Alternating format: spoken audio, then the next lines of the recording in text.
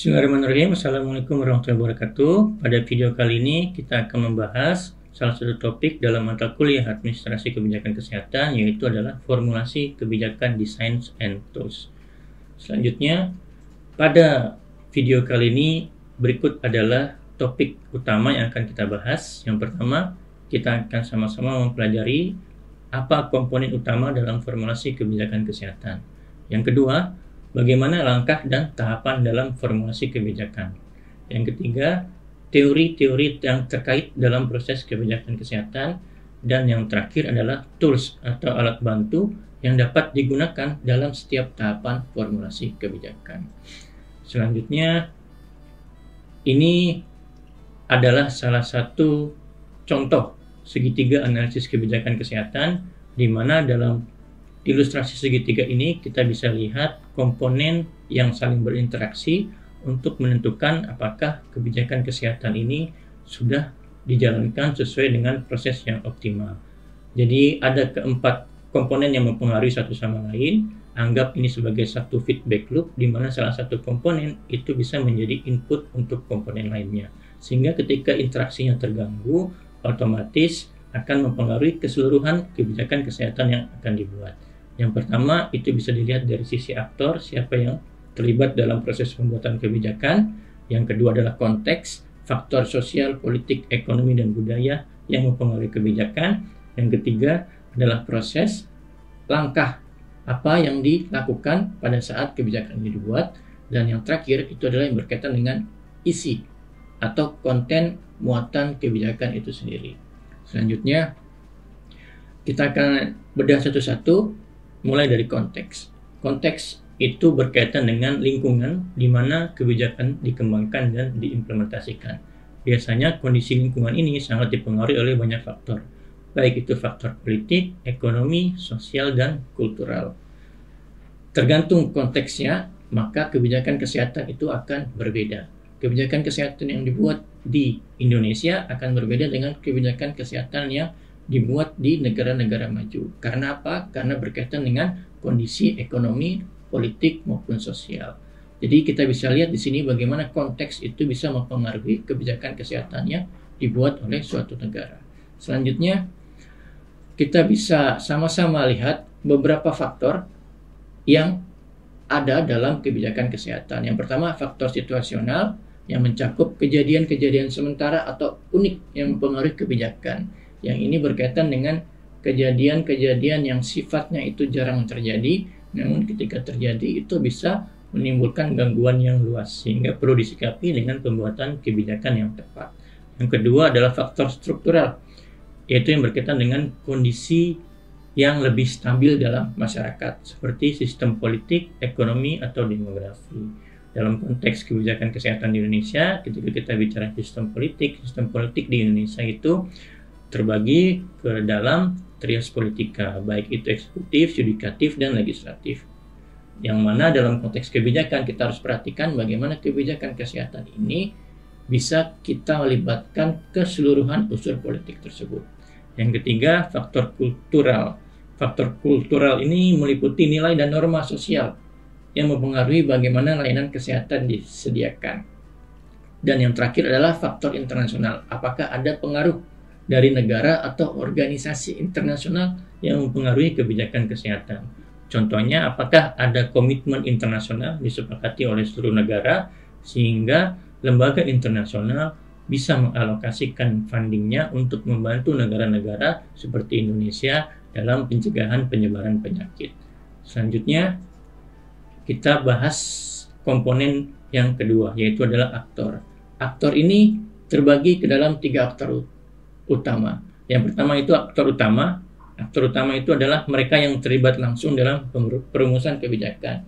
Berarti adalah pemerintah. Yang kedua adalah aktor sekunder. Ini kelompok-kelompok di luar pemerintahan yang menjadi stakeholder kunci untuk memastikan adanya partisipasi pada saat kebijakan ini dibuat. Yang ketiga adalah aktor tersier, yaitu penerimaan manfaat dari kebijakan itu sendiri. Dalam hal ini adalah masyarakat umum. Selanjutnya kita langsung masuk ke siklus dalam proses kebijakan. Di mana kalau kita lihat dari siklus ini adalah siklus yang berkelanjutan. Bagaimana dari masing-masing proses itu bisa berlanjut ke proses-proses lain, bahkan ketika sudah sampai ke proses evaluasi kebijakan, itu bisa menjadi input untuk menentukan agenda setting berikutnya. Yang pertama kita akan bahas mengenai agenda setting. Agenda setting itu berkaitan dengan apa masalah kesehatan yang diidentifikasi sebagai prioritas sehingga butuh intervensi pemerintah dalam bentuk kebijakan. Setelah agenda setting ditetapkan, maka akan dirumuskan kebijakan. Dalam hal ini pemerintah bersama dengan DPR merumuskan rancangan kebijakan yang dibahas bersama untuk kemudian disahkan dalam proses adopsi kebijakan. Setelah disahkan, perangkat-perangkat di bawah kementerian itu akan bekerja sesuai dengan acuan yang ada di undang-undang dalam bentuk implementasi kebijakan. Yang kemudian setiap kebijakan yang diimplementasikan harus dievaluasi baik dari sisi proses maupun dampaknya, sehingga kita bisa pastikan kebijakan ini adalah kebijakan yang benar-benar efektif untuk mencapai tujuan dari kebijakan kesehatan itu dibuat. Selanjutnya kita akan bahas sedikit sebenarnya apa sih itu agenda setting. Agenda setting itu kurang lebih merujuk kepada identifikasi masalah yang akhirnya diputuskan untuk dibahas. Kalau kita bicara kondisi kesehatan masyarakat di Indonesia, itu terdiri dari berbagai macam masalah. Karena ada keterbatasan sumber daya, otomatis harus ada prioritisasi untuk menentukan bagaimana dengan keterbatasan sumber daya kita bisa fokus untuk mengatasi kondisi kesehatan yang dianggap prioritas. Nah, itu ditentukan dalam proses agenda setting, di mana pada saat proses agenda setting ini, prioritas masalah itu dibahas, diisukan, dibicarakan untuk menjadi atensi publik, dari atensi publik kemudian berangkat menjadi perhatian dari stakeholder utama atau aktor utama, yaitu adalah pemerintah. Selanjutnya, kita bisa lihat sendiri di sini dalam salah satu model yang dikeluarkan oleh Kingdon, bagaimana proses jendela kebijakan itu terwujud. Jadi harus ada 3 aliran utama yang muncul untuk memenuhi apakah suatu isu itu bisa masuk ke agenda setting. Yaitu pertama adalah masalah itu benar-benar ada. Yang kedua, kebijakan itu sudah ditawarkan solusi yang relevan. Dan yang ketiga yang paling penting, adanya dukungan publik yang mendorong elit-elit politik mau untuk mengambil isu ini sebagai isu yang dibahas dalam perumusan kebijakan. Selanjutnya dalam artian agenda setting bukan berarti ini adalah hal yang hanya bisa dipengaruhi oleh elit-elit politik saja, tapi siapapun kita sebenarnya kita bisa mempengaruhi bagaimana pemerintah menentukan isu-isu prioritas. Teknik yang pertama yang bisa kita lakukan adalah melakukan lobby, yaitu melakukan interaksi langsung dengan pejabat pemerintah. Yang kedua, kita juga bisa memainkan peranan kita pada saat pemilihan umum untuk menentukan kandidat politik yang memang punya prioritas terhadap kesehatan masyarakat. Yang ketiga, itu adalah jalur hukum, yaitu litigasi. Kita menggunakan jalur hukum untuk mempengaruhi kebijakan publik. Yang terakhir, itu adalah membentuk opini publik. Di era komunikasi yang banyak orang sudah menggunakan sosial media, kita bisa memanfaatkan sosial media itu sebagai channel komunikasi untuk membentuk opini publik sehingga isu-isu tertentu yang sedang viral itu bisa kita perjuangkan untuk masuk ke perhatian dari legislator. Selanjutnya, ini salah satu gambaran bagaimana perumusan kebijakan itu dilakukan di Indonesia. Jadi perundang-undangan di Indonesia itu sudah diatur dalam peraturan perundang-undangan bahwa setiap undang-undang itu sebelum disahkan harus melalui fase perencanaan, penyusunan, pembahasan, pengesahan, sampai nanti itu diundangkan. Yang harus kita perhatikan adalah adanya dokumen perencanaan berupa naskah akademik untuk memastikan ketika kebijakan itu disusun dan dibahas, memang benar-benar kebijakan yang dibuat berbasiskan bukti berdasarkan hasil penelitian. Selanjutnya, kita masuk ke proses berikutnya, yaitu adalah adopsi kebijakan. Nah, tahapan ini berkaitan dengan kebijakan yang diajukan itu diterima sehingga diterapkan oleh lembaga yang berwenang. Nah, untuk kita memainkan peran dalam proses ini, sebenarnya kita bisa melihat dari faktor yang mempengaruhi adopsi kebijakan, yaitu adalah opini publik, kekuatan politik, perubahan pemerintah, dan batasan yurisdiksi. Selanjutnya di fase implementasi kebijakan, ini adalah fase yang harus diawasi. Sebagus apapun kebijakan itu dibuat di atas kertas, kalau implementasinya tidak ada monitoring dan evaluasi, berarti kita hanya sebatas membuat kebijakan yang bagus di atas kertas. Padahal agar kebijakan itu bisa berdampak ke masyarakat, implementasinya pun juga harus sesuai untuk memastikan kebijakan itu terdeliver dengan baik. Modelnya itu bisa dua, model top down dan model bottom up. Selanjutnya, setelah kebijakan itu diimplementasikan, kebijakan itu harus dievaluasikan. Sasaran yang ingin dievaluasi itu harus ditetapkan pada fase perencanaan. Ketika tidak ada perencanaan, sasaran yang ingin dievaluasi, otomatis kebijakan itu hanya berjalan tanpa kepala. Kita tidak akan tahu nanti akhirnya itu kebijakan ini akan berdampak terhadap apa.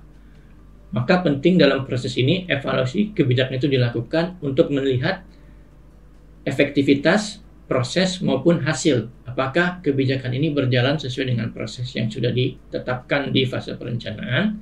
Yang kedua, apakah hasil yang diharapkan benar-benar sesuai dengan indikator yang sudah kita tetapkan juga di fase perencanaan? Selanjutnya, kita bisa sedikit lihat teori dan kerangka kerja yang bisa jadi acuan untuk memahami bagaimana sih sebenarnya kebijakan itu dibuat. Ini penting agar kita tahu bahwa kebijakan yang jelek atau kebijakan yang buruk itu bisa jadi dipengaruhi oleh beberapa teori yang diungkapkan oleh ahli-ahli yang tertera di video kali ini.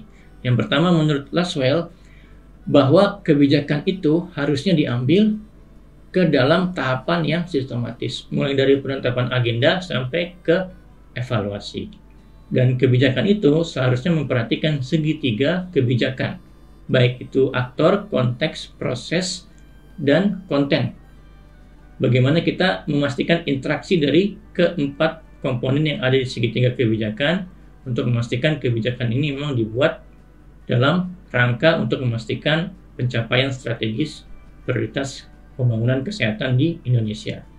Yang ketiga itu adalah teori multiple streams, di mana masalah, solusi, dan politik itu mengalir dalam aliran yang terpisah dan harus dia bertemu satu sama lain sehingga bisa menciptakan jendela kesempatan bagi pemerintah untuk kebijakan ini dibahas. Dan yang terakhir, bahwa kebijakan ini biasanya berlangsung dalam langkah-langkah kecil seperti yang diungkapkan dalam teori punctuate equilibrium. Selanjutnya kita bisa lihat dari beberapa model bahwa ternyata memang kebijakan itu seidealnya dilakukan secara bertahap, namun pada kondisi aktual itu bisa jadi dikembangkan melalui model-model yang dikatakan model rounds, yaitu kebijakan dibuat bukan melalui proses yang linear. Jadi ini model yang menjelaskan beberapa kebijakan yang memang diambil secara impulsif atas dasar dorongan atau kepentingan politik, atau atas dasar agenda-agenda politik yang sudah dijanjikan di awal pada saat kampanye misalnya. Selanjutnya, kita juga bisa lihat model lain yang mengatakan bahwa ada beberapa model bagaimana keputusan kebijakan itu dibuat. Ada model rasional, ini model yang kebijakan itu dibuat berdasarkan pertimbangan-pertimbangan rasional atas beberapa opsi yang tersedia, yang opsi-opsi tersebut kemudian dievaluasi, yang mana opsi yang terbaik untuk dijalankan. Tapi juga ada model garbage can. Garbage can itu menekankan elemen-elemen yang tidak rasional. Jadi ini berkebalikan dengan model rasional yang menganggap bahwa bisa jadi kebijakan itu dibuat atau diambil karena kebijakan itu tidak mengikuti logika rasional, sehingga bisa menimbulkan resistensi dari masyarakat ketika kebijakan itu dibuat dan diimplementasikan. Selanjutnya, nah ini ada beberapa tools atau alat bantu ya yang bisa kita gunakan untuk memastikan setiap tahapan formulasi kebijakan itu dilakukan untuk menghasilkan kebijakan yang berkualitas. Jadi contoh pada saat tahapan identifikasi masalah, kita harus menggunakan data yang valid, baik itu data yang bersumber dari data ekonomi, sosial maupun lingkungan. Untuk apa? Agar pengambilan keputusan kita terhadap masalah yang ingin kita ambil adalah pengambilan keputusan yang berbasiskan bukti dan benar-benar terjadi di masyarakat. Jangan sampai kita membuat kebijakan itu bukan berangkat dari masalah yang diamini oleh seluruh masyarakat atau sebagian besar masyarakat. Karena kalau kebijakan itu diambil atas dasar preferensi pemerintah, otomatis resistensi yang besar itu akan muncul dari kalangan masyarakat itu sendiri. Dan kemudian pada saat evaluasi masalah, kita bisa gunakan model-model seperti brainstorming yang melibatkan para pakar untuk menentukan opsi-opsi yang tersedia dan bagaimana nanti para pakar itu akan melakukan penilaian dari berbagai opsi yang tersedia, yang mana yang akan diambil dan yang terbaik untuk mengatasi kondisi permasalahan yang diidentifikasi di awal. Sehingga tools ini penting untuk kita pahami dan nanti akan dipelajari di pertemuan-pertemuan selanjutnya secara lebih mendalam agar kita benar-benar bisa menghasilkan kebijakan yang berkualitas. Sekian untuk video pembelajaran hari ini. Kurang lebihnya mohon maaf. Wassalamualaikum warahmatullahi wabarakatuh.